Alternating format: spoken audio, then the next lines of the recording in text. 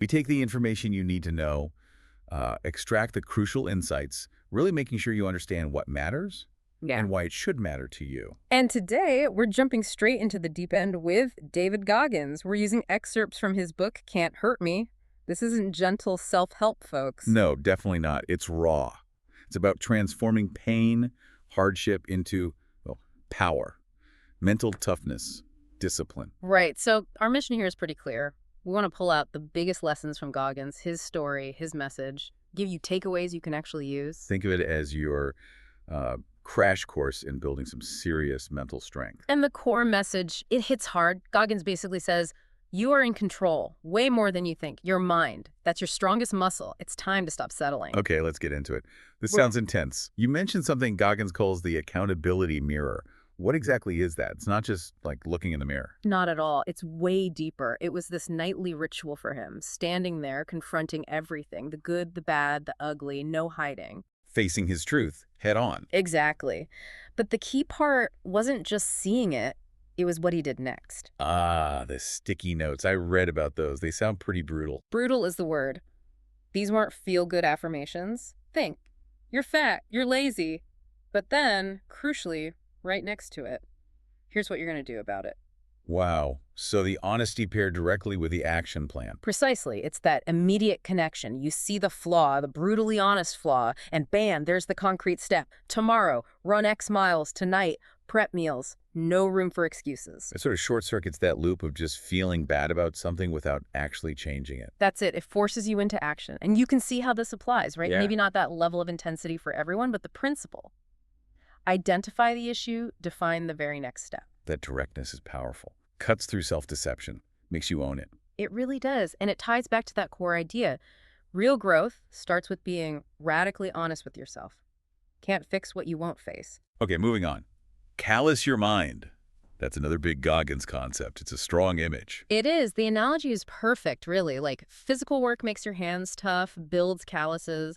Goggins argues you need to do the same for your mind. How? By seeking out hardship.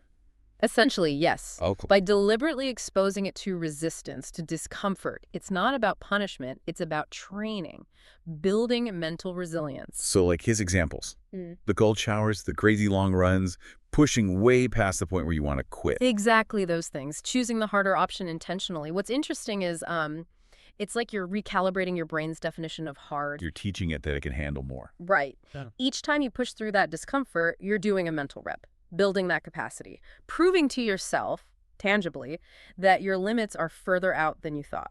That makes sense. It's building evidence for your own toughness. And that flows right into another huge idea, the 40% rule. This one really makes you rethink things. Yeah, I wanted to ask about that. The idea that when you feel completely, utterly spent, like hit the wall, you're only at 40%. Is that right? It's what Goggins claims, yeah.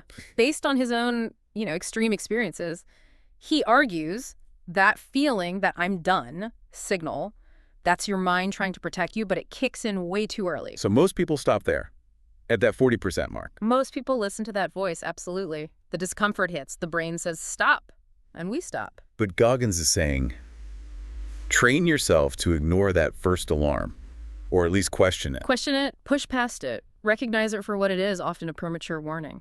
He believes there's this huge reservoir of willpower, like another 60%, still untapped. He talks about finding another gear, right? When you think there's nothing left. He lives it. You read about his races, he hits the wall multiple times, feels completely depleted, but somehow finds a way to keep going. It demonstrates that there is more in the tank. And the framing is key too. The pain is temporary, but the pride, the growth that lasts. That's a powerful reframe, isn't it? It challenges our natural instinct to just seek comfort, avoid pain. The 40% rule suggests the biggest breakthroughs are waiting just beyond that point of quitting. Okay, then there's take souls. That one sounds, well, intense, even aggressive. It definitely sounds aggressive. And it's important to clarify, right? He's not talking about literally harming or dominating people. It's a metaphor. A metaphor for what, exactly? Internal dominance over adversity. When life or a challenge or even your own mind tries to break you, you don't just endure it, you dominate it. You turn that struggle into your fuel. So less about beating others, more about beating the situation, absorbing the difficulty and becoming stronger because of it. Precisely. Think of a really tough project at work or a grueling workout. Everyone else is fading, complaining, wanting to quit. Taking souls means you dig deeper. You find that extra gear we talked about. You push through when others stop. And in doing that, you gain something. Respect, maybe self-respect.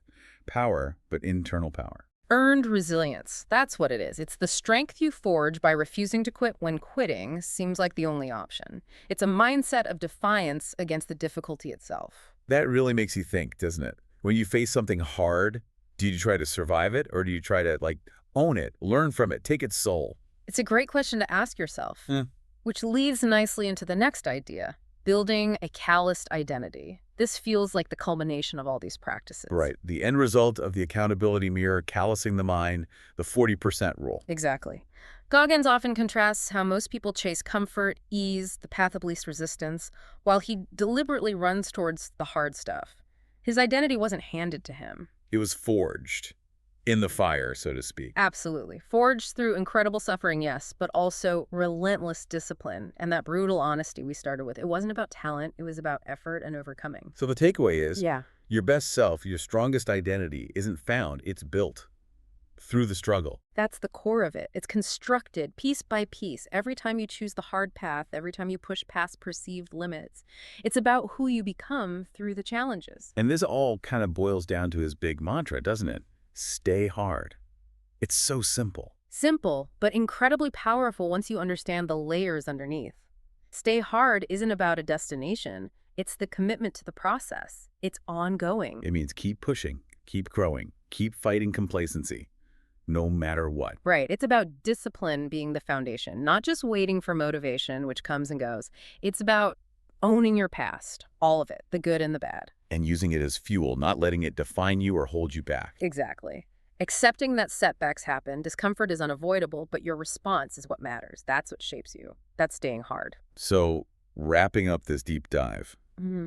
Can't Hurt Me is way more than just a book. It feels like a challenge. It absolutely is. A direct challenge to our own perceived limits, our excuses, our relationship with difficulty. It's saying stop the self-pity, stop the mental softness. And choose to become someone who seeks out the hard things, knowing that's where the real growth, the real achievement lies. It really puts the power back in your hands, or rather in your mind. Which leads to a final thought for you listening. Goggins makes a compelling case that leveling up your life starts in your mind, with embracing discomfort. So, Yeah. What's one challenge, maybe one you see as insurmountable right now, that you've been avoiding? Could you start confronting just a small piece of it today?